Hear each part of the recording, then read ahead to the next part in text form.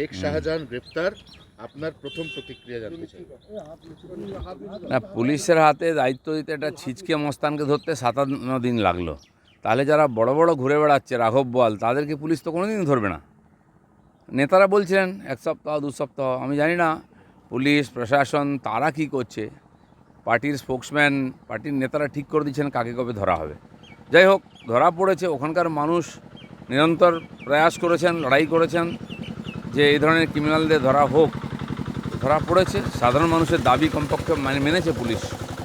শুভেন্দু অধিকারী কালকে সকাল 9:40 টুইট করে বলেছিলেন যে আগের দিন রাত 12টা থেকে শেখ শাহজাহান পুলিশের কাছে ভিআইপি ট্রিটমেন্টে আছে। তার উত্তরে অর্জুন সিং একটা পাল্টা টুইট করেন যে যদি শুভেন্দু অধিকারীর কাছে এত কনফার্ম খবর থাকে তিনি টুইট না করে পুলিশকে জানাতে পারতেন। তারপরেই কিন্তু দেখা গেল যে যে টাইমিংটা শুভেন্দু অধিকারী অ্যাপ্রক্স করেছিলেন সেটা কিন্তু ম্যাচ করে গেল। না, শুভেন্দুদা তো বলে দিয়েছেন খবর ছিল, কিন্তু এটা সবাই জানে। আর এই চাপের জন্য হয়তো পুলিশ বাধ্য হয়েছে তাকে অ্যারেস্ট করতে। চারিদিক থেকে চাপ, আর সর্বভারতীয় চাপ।